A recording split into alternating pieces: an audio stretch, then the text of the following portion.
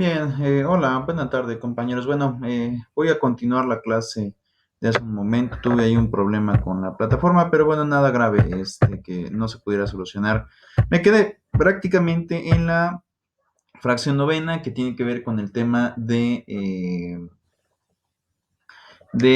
la cuestión de los datos que debe de tener o incluir un documento denominado escritura pública y bueno, en la fracción novena explican más situaciones que estaremos resolviendo en estos momentos. Y en ese sentido tenemos la primera y dice, expresar el nombre, apellidos, fecha de nacimiento, estado civil, nacionalidad, profesión u ocupación, clave única del registro de población, domicilio y cualquier otro dato conducente que le manifiesten los intervinientes.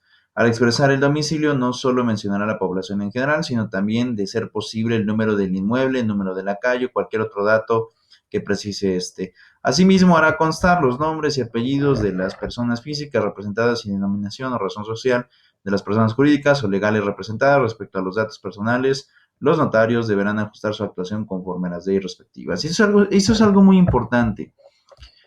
Muchas veces pensamos que de alguna manera son irrelevantes lo que hoy podríamos llamar datos generales, ¿no? Porque en realidad un dato general es tu nombre, tu domicilio, tu profesión, ocupación, generales, ¿no? Normalmente así las conocemos. Pero la verdad es que no, la verdad es que sí tienen gran relevancia, sobre todo para denominar incluso si estamos hablando de un sujeto de naturaleza particular o, por ejemplo, un sujeto de naturaleza mercantil. ¿No? La naturaleza mercantil dice que la ley aplicable, ¿no? Es aquella que, en pocas palabras, implica para las personas que hacen del comercio una forma de vida. Y en este caso, el artículo 75 de la ley, o de mejor dicho, del Código de Comercio, estipula, en pocas palabras, cuáles son los determinados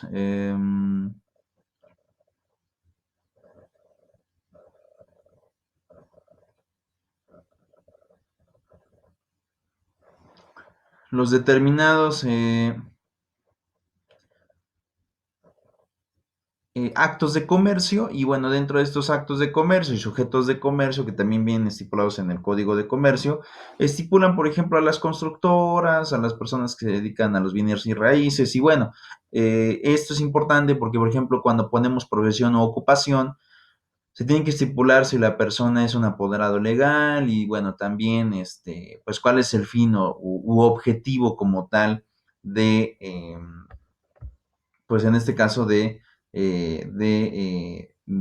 aquel que está literalmente realizando la mención y la realización de, ¿cómo explicarlo?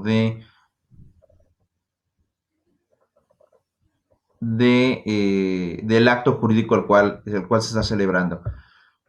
En realidad, el instrumento de comercio tiene que ver con muchas cosas, ¿no? Este instrumento de comercio tiene que ver con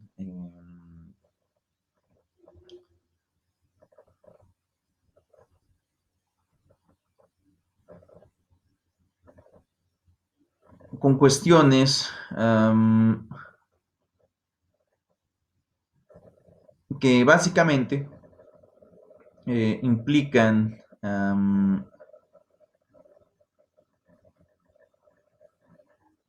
un contrato, ¿no? Puede ser un acta circunstanciada, un convenio, ¿no?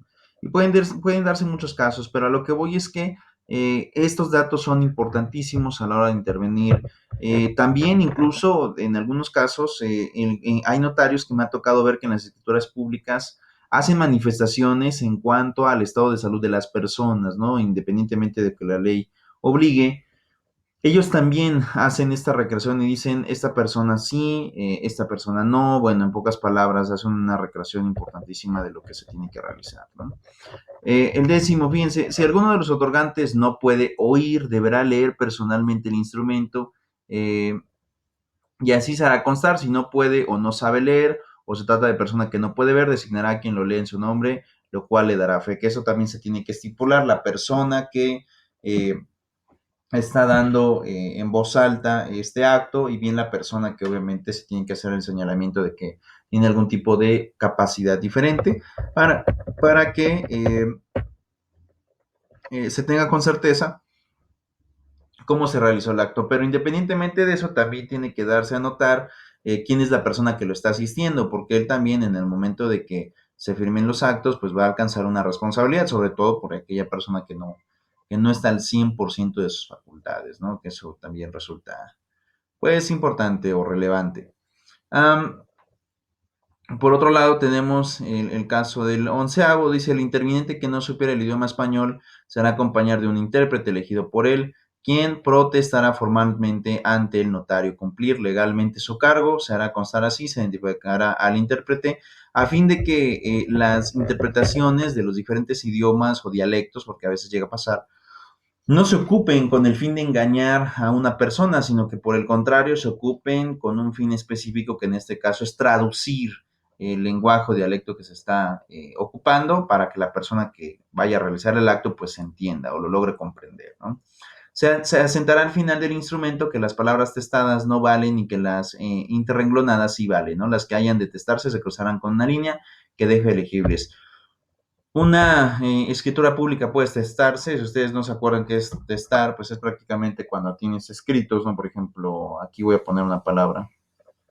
Hola. Bueno, no se ve. Pero en pocas palabras, testar es rayar, ¿no? En línea vertical, literalmente que no es posible. No es posible, o que hubo una equivocación en ese sentido. El notario asentará el instrumento de tal forma que todas las firmas y autorizaciones queden en los folios respectivos. Para el caso de que el último folio del instrumento no haya espacio suficiente para la firma o firmas, esas continuarán en la parte superior del folio consecutivo siguiente, ¿no? Que es algo importante. En pocas palabras, debe de estar enumerado el documento que te van a dar. No puede ser un acto de una situación contraria, pero que literalmente tiene que ver con una parte de una implicación, um, una implicación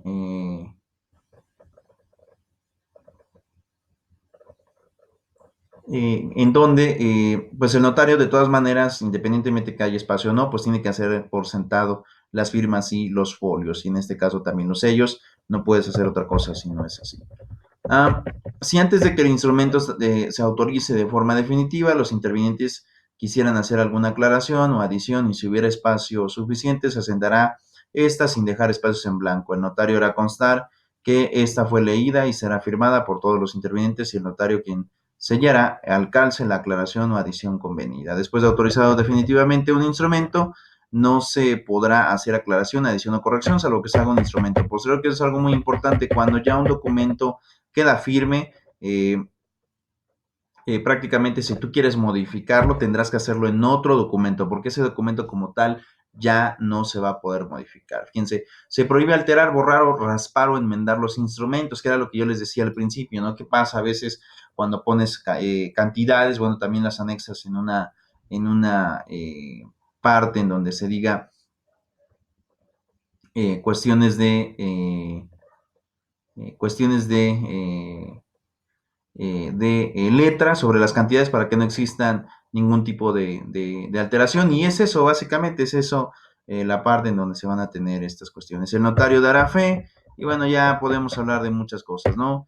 Dará fe de conocer a los comparecientes. En caso de no ser así, se seguirá su identidad mediante la presentación de una identificación oficial con fotografía y firma, que eso también es importante, ¿no? Que los notarios estén de alguna manera identificando a las personas. De los comparecientes gozan a su juicio la capacidad legal bastando para este efecto que no se observasen o de ellos manifestaciones patentes de incapacidad natural, ¿no? Que eso implica que tengan algún tipo de enfermedad que los limite en su comprensión para realizar el acto que van a realizar frente al notario.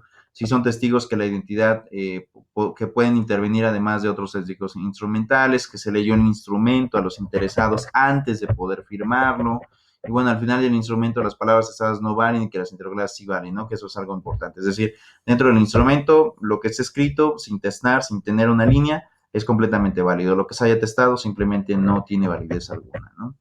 Que los manifestantes tienen su voluntad de conformidad con lo que se estableció en el convenio, que eso también es importante. No se pueden llevar a cabo situaciones en donde pues el, el,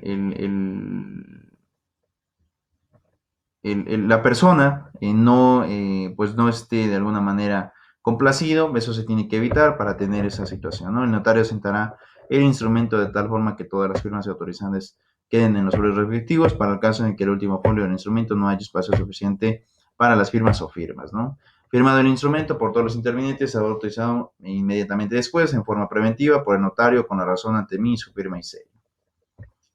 Cuando el instrumento no fuere firmado en su fecha o no fuere firmado en forma simultánea de todos los intervinientes, el notario irá asentando la razón ante mí, su firma, sello y la fecha y todo lo demás, ¿no? Que prácticamente tiene que ver con esa situación. La razón de autorización definitiva se asentará en los folios de protocolo y una hoja en donde ya no hay espacio, que estos son los libros que los propios notarios van realizando, en donde van anexando todos y cada uno de los documentos perfectamente bien identificados de lo que están realizando, ¿no? Si todos los que comparecen en el instrumento no se presentaren a firmarlo dentro del término de 30 días hábiles, contados a partir del día siguiente a la fecha del instrumento, este quedará sin efecto, que es algo muy importante. Cuando tú vas a firmar un documento o cuando ya el documento ha sido literalmente realizado, no puedes de alguna manera dejarlo, no puedes de alguna manera pues ausentarte, ¿no? Sino que por el contrario vas a tener que responder por esa responsabilidad de manera inmediata y eso implica de alguna forma pues cierta responsabilidad, ¿no? Al efecto de que pues ninguna persona puede, en pocas palabras, hacer un trámite o pedir incluso la vuelta de un trámite y después abandonarlo, ¿no? Pues esto implicaría de alguna manera ciertas situaciones que pondrían pues en tela de juicio de alguna manera, de alguna forma, los o las intermitentes, eh, las intermitentes, vamos, de alguna manera, eh, en intervalos de stand-by, ¿no? Es necesario forzosamente que la escritura pública pues tenga cierta regularidad, cierta situación de manera eh, importante. Pero bueno, quería que vieran un video que me parece muy útil para saber un poco más acerca de lo que contiene una escritura pública en general.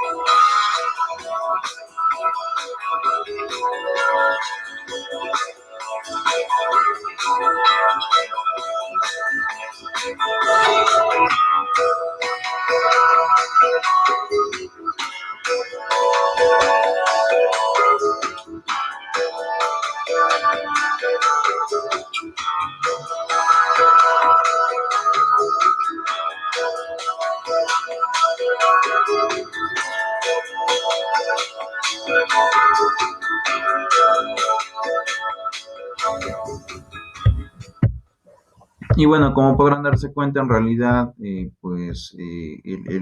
acto como en sí de el tema de la escritura implica muchas situaciones, ¿no? Implica en realidad muchas responsabilidades, pero básicamente tiene que ver con una cuestión más intrínseca, más de formalidad, más de cuidado incluso, yo me atrevería a decir del tema del patrimonio, ¿no? Que esto implica una seguridad del acto que estás realizando, ¿no? Independientemente de que también esos documentos que son expedidos ante el notario todavía se pueden impugnar, bueno, de todas maneras se pueden estar dando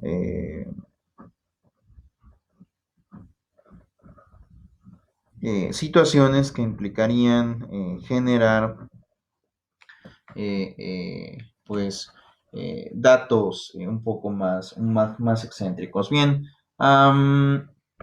por otro lado, tenemos esta salvedad, esta,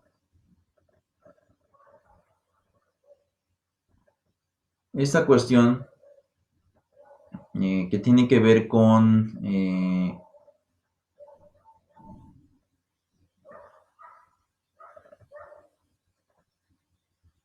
el tema de que el notario deberá autorizar definitivamente el instrumento al calce del mismo, ¿no?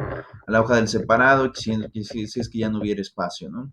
Si el instrumento contiene varios actos jurídicos que no sean dependientes entre sí, dentro del término que establece el artículo 96, los otorgantes son uno o varios actos, lo podrán firmar en varios actos, ¿no?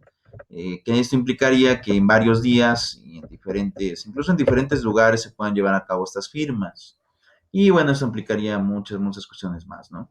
Una vez que paguen sus contribuciones y los honorarios pendientes, se sentará la razón de autorización por revalidación al calce o al margen del instrumento y hará las veces de autorización definitiva y deberá ser firmada y sellada por un notario. Se prohíbe a los notarios revocar, rescindir o modificar el contenido de un instrumento mediante razón complementaria. En estos casos, salvo prohibición expresa de la ley, deberá entenderse nueva escritura y hacerla constar en una nota complementaria en una escritura anterior. El notario que autorice un instrumento que afecte a otro y otros anteriores extendidos en su protocolo deberá sentar en estos instrumentos la anotación correspondiente o en su caso notas complementarias. Y bueno, prácticamente esto implica toda la reglamentación del notario, fíjense, pero también dentro de las escrituras están lo que hoy conocemos como el caso de, pues el caso de los mandatos, ¿cómo podemos explicarlo? De los instrumentos, ¿no? que implican los poderes para pleitos y cobranzas, pleitos de actos de dominio, eh, que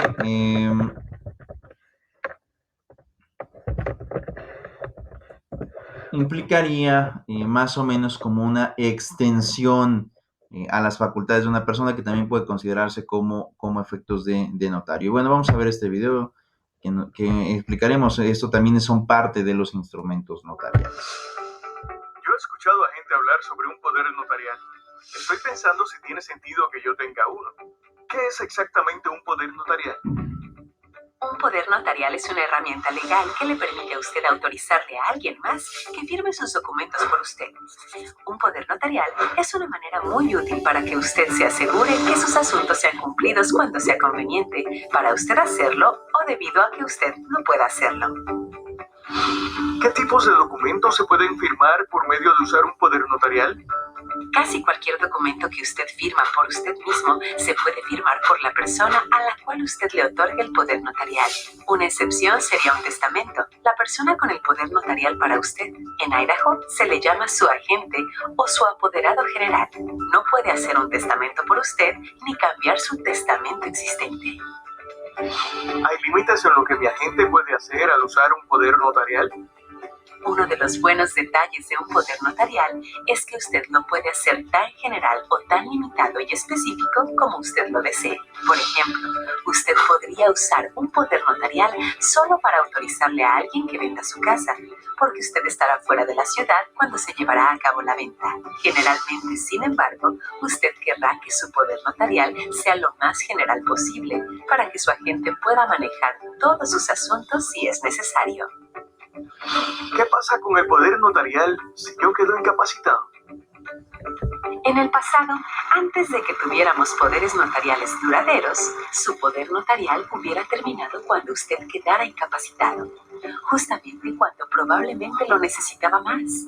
Ahora, mientras que su poder notarial sea un poder notarial duradero, permanecerá en vigencia completa aun si usted queda incapacitado. ¿Cuándo se convierte en vigente el poder notarial? ¿Y cuándo se termina? Otro de los buenos detalles de un poder notarial es que usted decide cuándo se convierte en vigente y cuándo se termina la autoridad de su agente. Por ejemplo, su poder notarial puede proveer que tome vigencia cuando usted lo firme o puede decidir que no tomará vigencia a menos y hasta que usted quede incapacitado. Y usted puede revocar su poder notarial en cualquier momento, siempre y cuando usted pueda entender lo que usted estará firmando. Sea como sea, un poder notarial duradero se termina al momento de que usted fallezca, si usted no lo ha revocado antes de eso. ¿Cómo debo elegir un agente para mí mismo? Es esencial que la persona, la cual usted nombre como su agente en su poder notarial, sea completamente confiable, porque podrán firmar todo tipo de documento por usted, lo cual incluirá cheques, solicitudes, aplicaciones y hasta las escrituras de su casa. ¿Mi agente será responsable por mis cuentas? Es difícil imaginar que alguien estaría dispuesto en convertirse en su agente si al hacerlo lo haría responsable por sus deudas. Entonces no, su agente no será responsable personalmente por sus deudas. Si le doy a alguien un poder notarial general duradero, ¿qué no es verdad que esto le dará control a mi agente sobre mí? No, un poder notarial no le da a su agente el derecho de decirle qué puede y qué no puede hacer usted. Su agente no tomará decisiones por usted con las que usted no esté de acuerdo. El tener un poder notarial tampoco le quita su habilidad de continuar manejando sus propios asuntos siempre y cuando pueda hacerlo.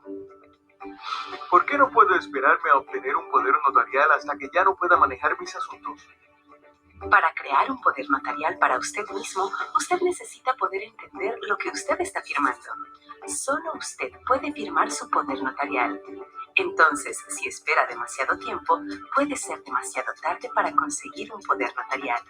Y si se hace demasiado tarde para crear su poder notarial, entonces la única manera que alguien más puede tener autoridad de manejar sus asuntos sería por medio de que ellos hagan una petición al tribunal para que sean asignados como su tutor o curador, lo cual puede ser un proceso difícil de manejar y caro. ¿Hay otros tipos de poderes notariales aparte de estos para manejar mis cuentas y otros asuntos financieros?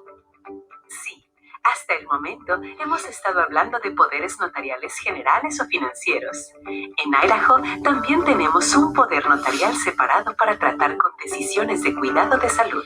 Esto se llama un poder notarial duradero para cuidado de salud. Y esto le permite a usted nombrar un agente para que haga las decisiones de cuidado de salud por usted en momentos que usted ha perdido la habilidad de expresarse racionalmente. Y junto con poderes notariales duraderos para cuidado de salud, hay testamentos en vida, los cuales permiten que usted indique cómo desea ser cuidado si está cerca a la muerte y no puede expresar sus deseos. ¿Cómo puedo obtener estos poderes notariales? El poder notarial duradero oficial para cuidado de salud de Idaho y el testamento en vida están disponibles sin costo a usted de varias fuentes, que incluyen el sitio en la red del Idaho Attorney General, Procurador General de Idaho. También están disponibles en los hospitales y otros centros médicos. Otra fuente para un poder notarial duradero para cuidado de salud y testamento en vida es su oficina local del área Agency on Aging. Un poder notarial general duradero puede ser preparado para usted por la mayoría de abogados. El sitio en la red de Idaho Legal Aid Services ofrece uno sin costo. Y bien, en pocas palabras, esta es la cuestión del tema de los instrumentos notariales. Como podrán darse cuenta, pueden ser escrituras públicas, contratos, convenios, y ahora también vamos a tener el tema de los poderes notariales. Pero bueno, hasta aquí dejaré la clase del día de hoy. Nos estaremos viendo la próxima semana. Por mi parte es todo. Hasta luego.